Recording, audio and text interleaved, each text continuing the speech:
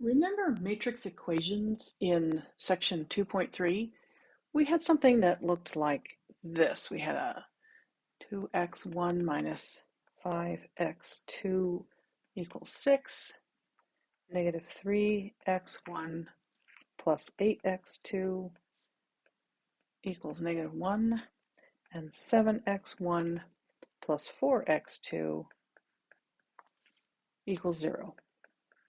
And we noted that we could write that as 2x1 negative 3x1 7x1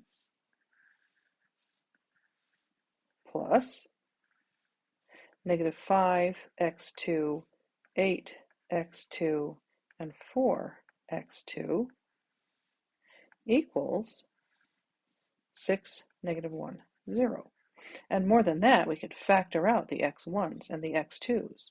So we could write this as 2 negative 3 7 times x1 plus negative 5 8 4 times x2 equals 6 negative 1 0.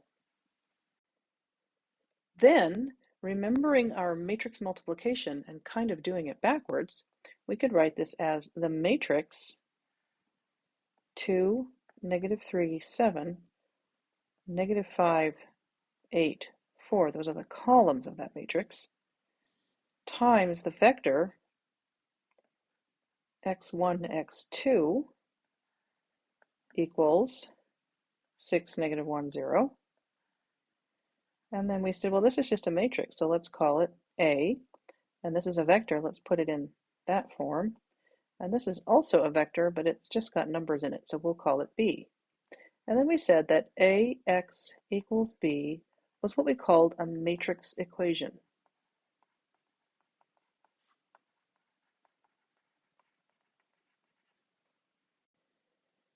I also mentioned, albeit really quite briefly, that I could call this maybe A, maybe A1 and A2, and think of those as vectors. I can either think of that as a vector there or that column as a column representing that vector. And so another way to write this matrix equation would be as A, but written as the column A1, the column A2, and these are vectors now, right? A1 contains 3 numerical values, regardless of whether it's a column vector or a column in a matrix, times the vector x1, x2, and that matrix multiplication will also give us the same result. We'll call it, oh, I guess I'll use consistent, for consistent notation purposes, I'll do this. Well, it's not a vector then, is it? It's a numerical entry. So I have B1, B2. So this is another way to write a matrix equation. If I take this representation and sort of expand it in a particular way, by which I mean do the matrix multiplication that you see here, this row times this column, I get the vector A1 times x2, sorry, times x1, plus the vector A2 times x2 equals the vector B. Before I started all of this, I could also have done this. I could have said that this was a matrix, an augmented matrix 2, negative 5, 6, negative 3, 8, negative 1, and 7, 4, 0. And this is the matrix A here. Let me highlight that.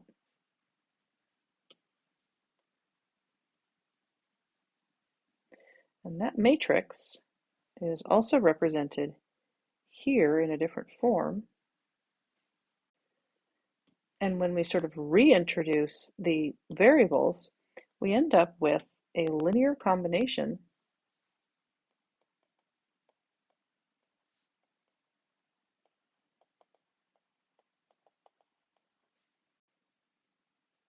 of A with X. Okay, so this is a linear combination of A with X. Notice that in order to be able to do this matrix multiplication or this matrix multiplication, I'm going to go back to this version here. Here I have a 3 by 2, and here I have a 2 by 1 matrix, to all intents and purposes. So my resulting matrix, my resulting product, is going to be a 3 by 1 matrix. And there it is, 3 by 1. So if I have an unknown number of entries, like in this matrix A up here, this is a different A than the one we've been working with. This is just a generic matrix A. Then if I take that and I multiply it by some matrix, some variable vector X, the number of entries in this vector, in order for me to be able to do this multiplication, this is an M by N matrix. This is a something by 1 matrix. This must necessarily be an N by 1 matrix. So N by 1. And the resulting product will be M by 1. We also now that we know a bit more about vectors, we would say that this was a vector. Let's call it X, I guess. X is in our, I forgot to put my subscript down here. I decided that this was going to be an N by 1 matrix, right? That's an N by 1 matrix. So that is in Rn. But the product of A with X is an M by 1 matrix, or if we look at that as a vector, we say that's in Rm. Okay, I've established that. I wanted to establish all that because I want to look at the definition that your textbook gives of column space. I think it's kind of confusing if you haven't thought through what all those dimensions are. The column space of a matrix is, we're going to define that here, the column space of a matrix A being an element of the set of matrices that are M by N matrices, and that's what we have up here. This is an M row by N column matrix. So here's an example with generic numerical value entries, an example of a matrix that's in this space, okay? The column space of a matrix A that belongs to a space like that, we denote this thing called column space by col A, but we define it like this. The column space, denoted col A, is this set. Here's the set right here. We call col A this set. And what this set is made up of is all the matrix A times vector X multiplications, where that product is in Rm, just like this one right here. The product of A times X is in Rm, right, which is this dimension here, such that, or where, the vector X, which is the same as the vector X here, comes from the space Rn, which is like this one here. So I did this up here to help clarify what this really means. The column space of A is a collection of matrix multiplications, matrices by vectors, where the product of that multiplication is in Rm, but the vector X came from Rn. Now, M and N can be the same, but they don't have to be, which is why we use different letters here to represent the potential for them to be different values. So a column space is a bunch of things that look like this, A times X. This, for example, is a column space. And in this example over here, this is a column space. It's A1 times X1 plus A2 times X2. These are examples of column spaces. It's important to note that we are calling these entities column spaces, but what they are column spaces of are matrices. So if I have this is an augmented matrix because I was taking it from a much older lesson, if you will. The matrix A here, the one without the constants in it, these are just the coefficients. The coefficient matrix is my A. The column space of A is the columns of A times the variables. Let's talk about an example. I'm going to switch to a different screen so that we have enough space to talk about it. Okay, here's a matrix A. The column space of this matrix is, call A, is the first column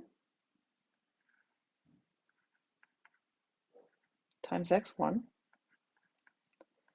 plus the second column times x2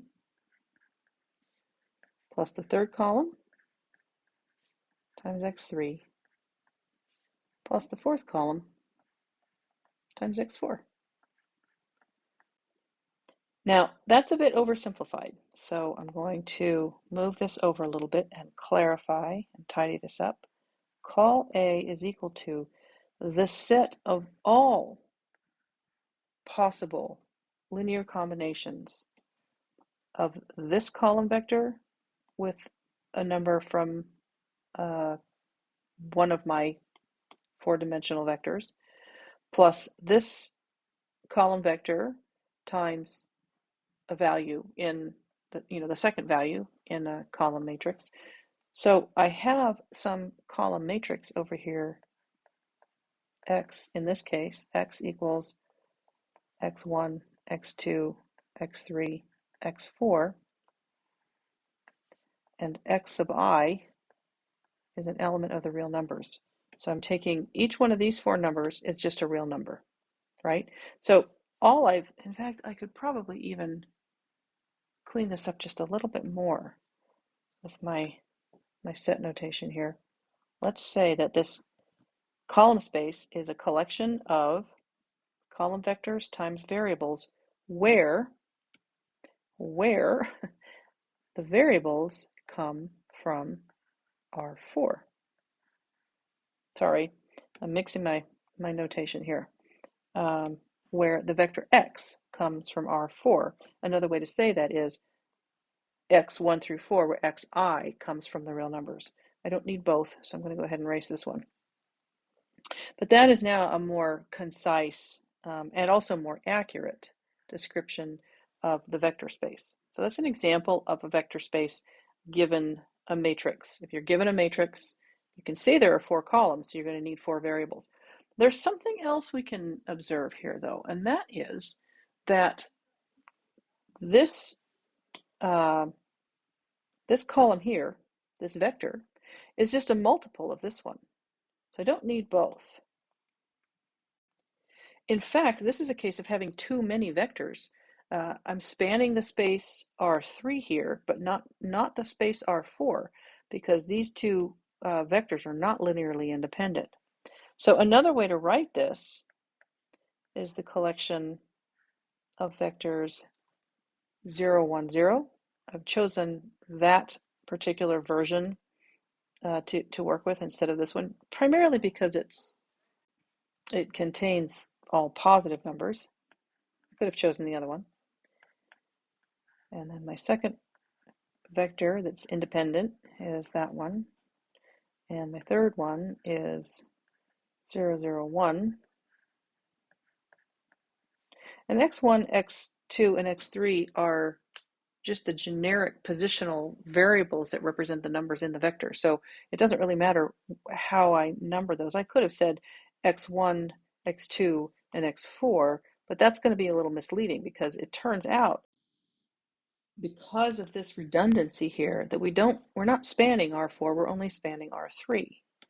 So my column space spans R3, and my vector x is actually an element of R3. So this is an even better way to write that column space. This is call A, column space of A. Now, what if I need the basis of this column space. That's actually pretty easy to find. I'm going to rewrite my matrix A, 0, 1, 0, 0.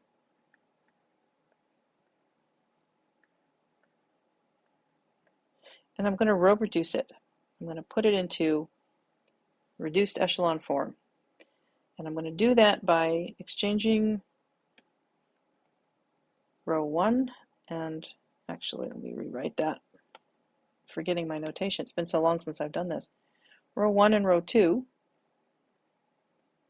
which gives me negative 1, 0, 1, 0, 0, 1, 0, 0. That's rows 1 and 2 reversed. And I'll just copy down row 3. And then I will scale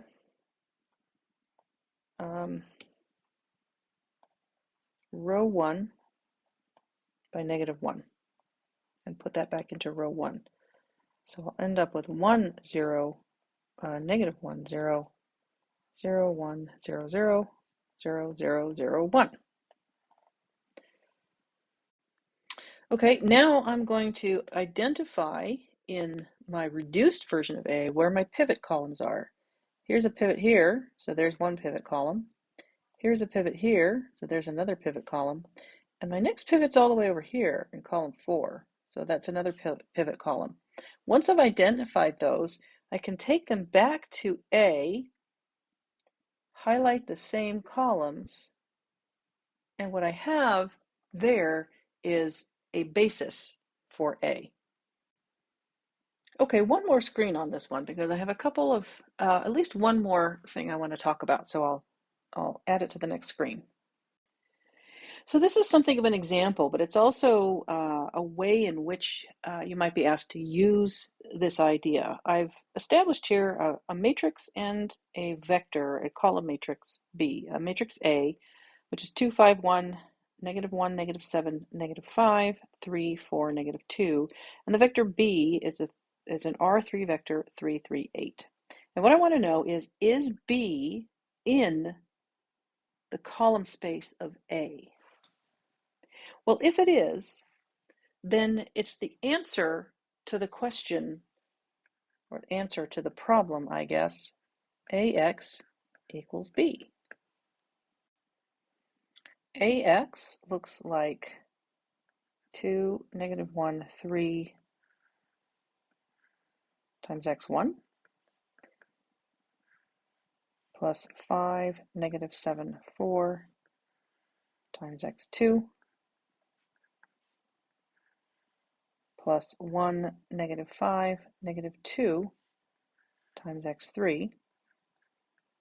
That's my AX, and that equals B, so it equals 3, 3, 8. I need to solve this equation. Well, we solve problems like this using matrices, right? So I'm going to rewrite this slightly. Remember that this is just, let me erase this here.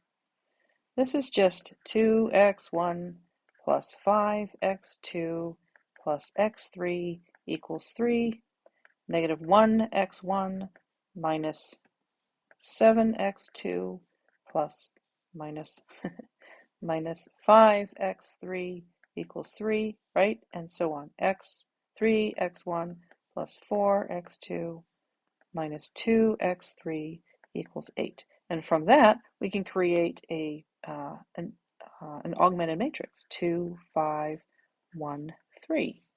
Negative 1, negative 7, negative 5, 3. And are they really both 3? Yes, they are. And then 3, 4, negative 2, 8, right? And we just need to row reduce this matrix, and we will have an answer, which may or may not be the solution that we're looking for, but we will have an answer to the question. I'm going to tidy this screen up a little bit, and then we'll go on from there. Here's my augmented matrix. I'll go ahead and put a line down there. Now, at this point, I'm going to assume that your knowledge of matrices is strong enough that you understand the mechanics behind what's happening with a row reduction procedure. So I'm going to say it's okay at this point to use a calculator to do this work. So I'm going to stick this into my calculator. I'm using a TI-84 Plus Silver Edition, And so I need to hit the buttons. I clear my home screen first. Second, and then matrix, which is above the X inverse button. I need to scroll over, if you will, to edit. I'm just going to hit enter so that I'm editing matrix A. I need to tell it what size my matrix is, and that's a 3 rows by 4 column matrix. So I'm entering 3 and then an enter and then 4 and then enter. And then I get to type in all these entries. 2, enter, 5, enter, 1, enter, 3, enter, and so on. -1, -7, -5, 3, 3, 4, -2, and 8.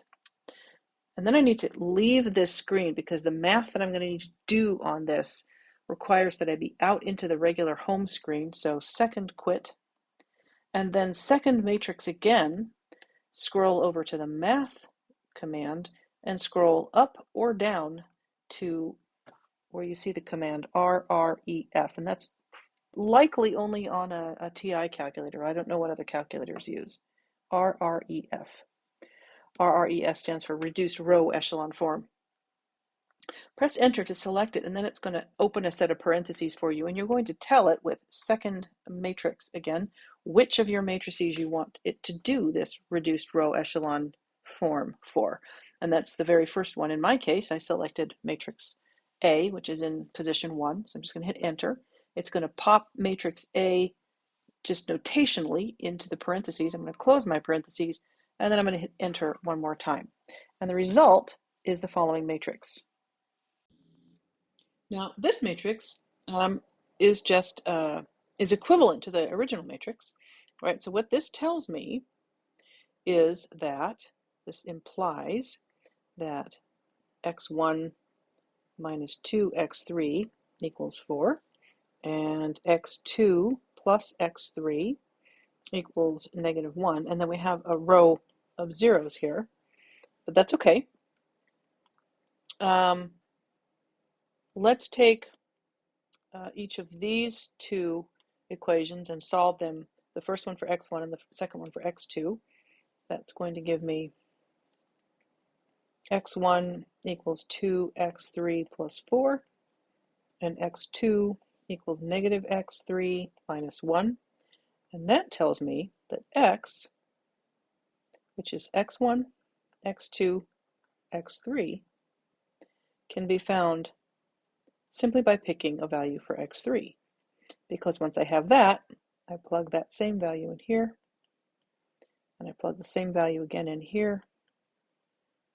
And there's a relationship then between x3 and any of the other, either of the other two values, right? I can find for any x3 in the real numbers, I can find values for x1 and x2.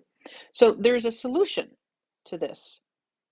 Right? There's a solution to this matrix equation here, and that tells me that this vector here, vector B, is in the column space of A. B is in the column space of A. The fact that we have a row of all zeros here is actually what tells us that we have an infinite number of solutions to this this matrix equation. And here they are, right? No matter what number I choose for x sub 3, it's going to be a real number. Once I choose any one of the infinite number of numbers I have to choose from, I plug that in there and I get the x and or the x1 and x2 values as well. So this row tells me there's an infinite number of solutions to this, to this matrix equation. And the process of doing this is how we find how we can write those. Remember, this is called the parametric form of the solution.